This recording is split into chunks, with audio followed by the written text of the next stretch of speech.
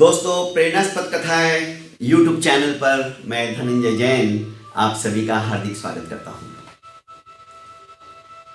जैसी हमारी दृष्टि होती है वैसी ही हमें समस्त सृष्टि नजर आती है। यथा दृष्टि तथा सृष्टि।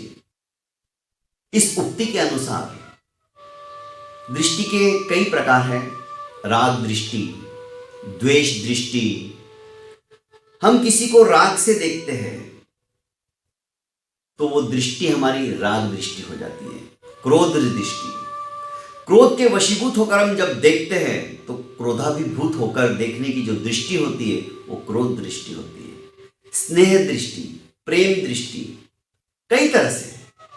द्वेष दृष्टि बहुत सारी है, इसके प्रकार उस विषय में नहीं जाकर इतना ही कहूंगा कि जैसी हमारी दृष्टि होती है वैसी ही सृष्टि नजर आती है। उदाहरण के माध्यम से बताऊं तो रामायण की कथा है और सुना जाता है कि जहां जहां पर रामायण का पाठ होता है वहां वहां पर अदृश्य रूप से हनुमान जी भी आकर उपस्थित हो जाते हैं और सुनते हैं। पंडित जी कथा वाचन कर रहे थे। अशोक वाटिका का वर्णन चल रहा था जहां पर कि सीता माता को रावण ने अपहरण करके रखा हुआ था।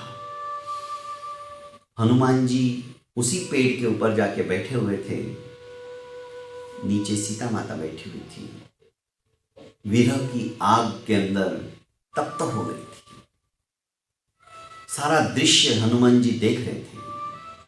वहां के पुष्प, प्रत्येक चीज का वर्णन जब पंडित जी कर रहे थे तो उन्होंने कहा कि अशोक वाटिका के वृक्ष इतने श्वेत और स्वच्छ थे, सुंदर थे कि मैं उसका वर्णन अपने शब्दों के माध्यम से नहीं कर सकता। पंडित जी एक एक चीज का वर्णन करते हुए समझा रहे थे श्रोताओं को। हनुमान जी ने प्रकट होकर कहा कि पंडित जी आप झूठ बोल रहे हो। अशोक वाटिका के अंदर सफेद पुष्प नहीं थे, लाल पुष्प थे। पंडित जी घबरा गए। रामायण में तो ऐसा लिखा हुआ है और साक्षात हनुमान जी कह रहे हैं कि पुष्प लाल थे।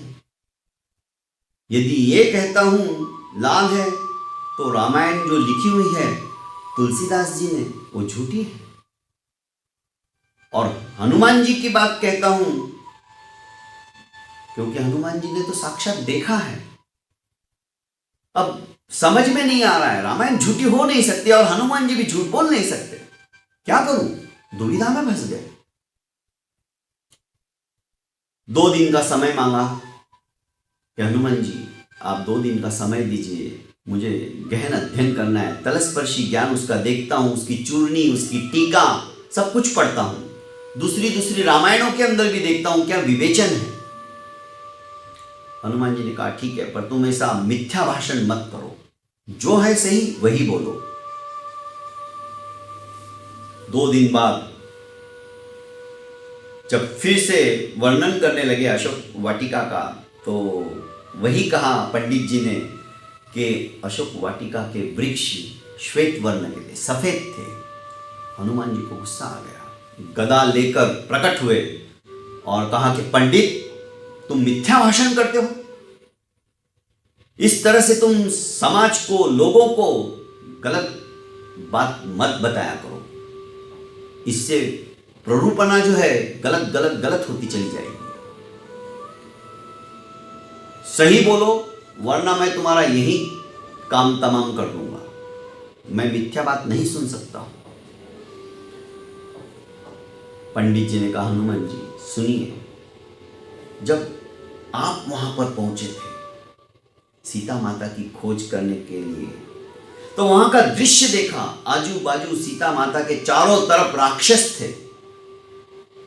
सीता माता एकाकी भगवान राम का स्मरण करते हुए आंख बंद कर उस वृक्ष के नीचे बैठी हुई थी। रावण अपनी मर्यादा लांघकर सीता माता को उठा के ले आया था। आपको रावण के प्रति अत्यंत क्रोध था और आप चाहते थे कि यदि इसी समय मैं लंका का उद्ध्वस्त कर दूं, पर आपकी मर्यादा थी।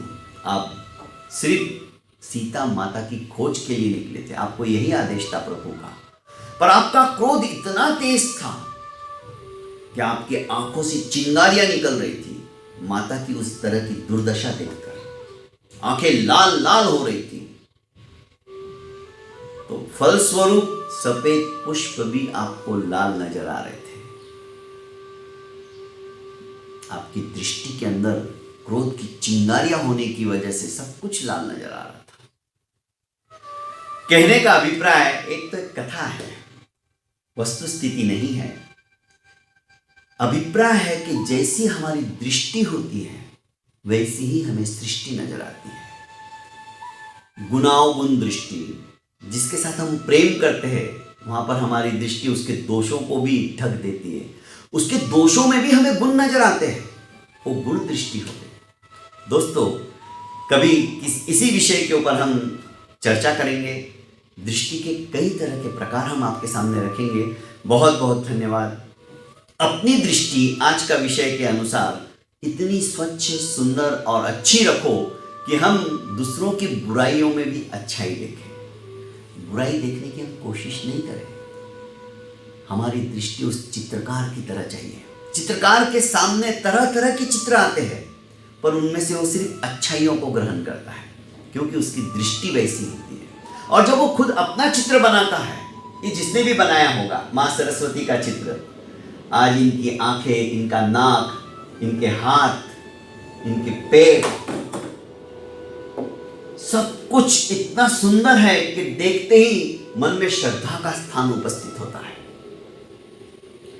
चित्रकार ने बुरे भी चित्र देखे, पर जो स्वयं अपना चित्र बनाने की कोशिश करता है, तो वो तुलिका लेकर किसी की जो अच्छी नाक देखी होती तो नाक निकालने की कोशिश करता है, किसी की आंख अच्छी देखी तो आंख निकालने की कोशिश करता है, वैसी ही, और उसका चित्र सबसे सुंदर बन जाता है, सबसे श्रेष्ठ बन जाता है। दोस्तों, हमारी दृष्टि चित्रकार की तरह होनी चाहिए। ऐसी दृष्टि हमारी आ जाएगी तो हमारे जीवन का चित्र भी सबसे अच्छा होगा। बहुत बहुत धन्यवाद।